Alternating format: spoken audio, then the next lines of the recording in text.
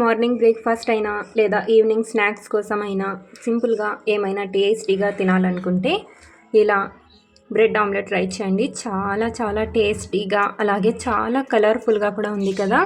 And టేస్ట్లో కూడా అసలు తగ్గేదే లేదండి. చాలా చాలా టేస్టీగా ఉంటుంది. మీ దగ్గర ఒకవేళ చీజ్ ఉంటే కనుక ఈ స్లైసెస్ పైన చీజ్ వేసుకోండి, ఇంకా డెలిషియస్గా అయితే ఉంటుంది. సో మరి లేట్ చేయకుండా ఈ బ్రెడ్ ఆమ్లెట్ రెసిపీ ఎలా చేయాలో చూసేయండి. సో ఈజీగా టేస్టీగా అండ్ క్విక్గా రెడీ అయిపోయే బ్రెడ్ ఆమ్లెట్ ఎలా చేసుకోవాలో చూపిస్తున్నాను, చూసేయండి. ముందుగా ఒక 5 ఎగ్స్ అయితే నేను తీసుకున్నాను. బ్రేక్ చేసి ఒక బౌల్లో వేసుకోవాలి.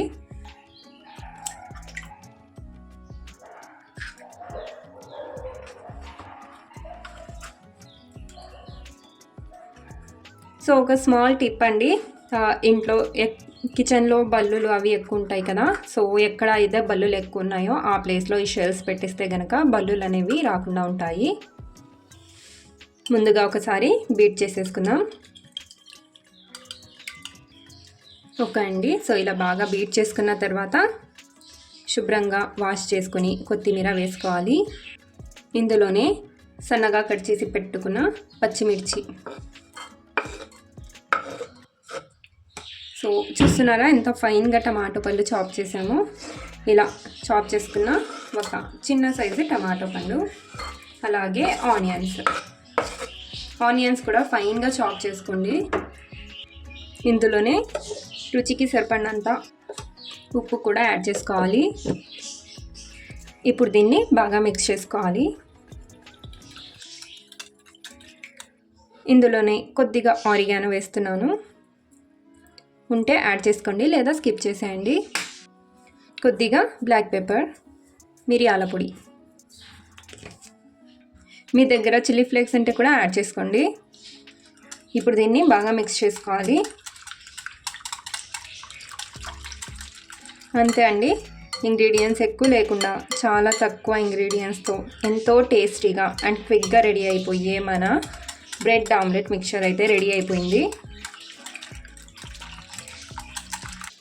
ఓకే అండి, సో బ్రెడ్ ఆమ్లెట్కి కావాల్సిన మిక్చర్ అయితే బీట్ చేసుకొని పక్కన పెట్టేసుకుందాం కదా. ఇప్పుడు నెక్స్ట్ ప్రాసెస్ చూసేద్దాం.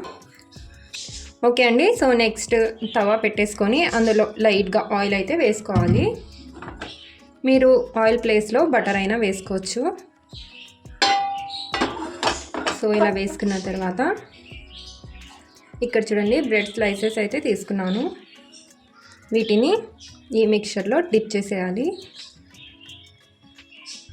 సో ఇలా, ఐ హోప్ మీకు కనిపిస్తుంది అనుకుంటా.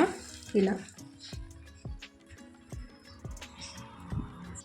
చాలా సింపుల్ వే అండి, అండ్ చాలా టేస్టీగా పిల్లలకు లంచ్ బాక్స్లో అయినా ఇచ్చేసేయచ్చు. సో ఇలాగా పైనుంచి కొద్దిగా ప్రెస్ చేస్తూ మనం దీన్ని ఫ్రై చేసుకోవాలి. ఇలా ప్రెస్ చేయడం వల్ల మనం వేసిన టమాటో, ఆనియన్, పచ్చిమిర్చి దీంట్లో స్టఫ్ అయిపోతుంది. సో చూసారా, ఇది ప్యాన్ విడిచేస్తుంది కదా. దీన్ని స్లోగా టర్న్ చేసుకుందాం.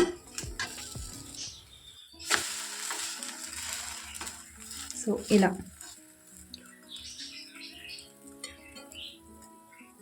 మనం దీన్ని ఇలా ప్రెస్ చేస్తూ ఫ్రై చేసుకుంటే లోపల ఎగ్ బ్రెడ్లో అబ్జార్బ్ అయి ఉంటుంది కదా, అది కూడా బాగా కుక్ అవుతుందండి. లేదంటే లోపల ఉన్న ఎగ్ మొత్తం పచ్చి స్మెల్ వస్తుందన్నమాట.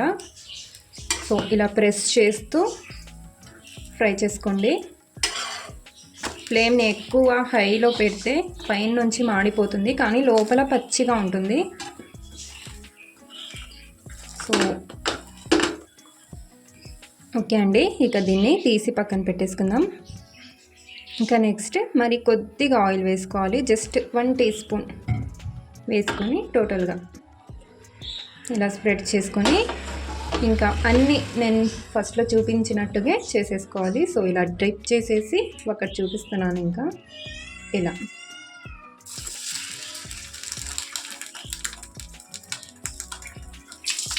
మీకు దీనిపైన వెజ్జెస్ తక్కువ ఉన్నట్టు అనిపిస్తే ఇందులో నుంచి తీసి ఇలా వేసేసుకోండి.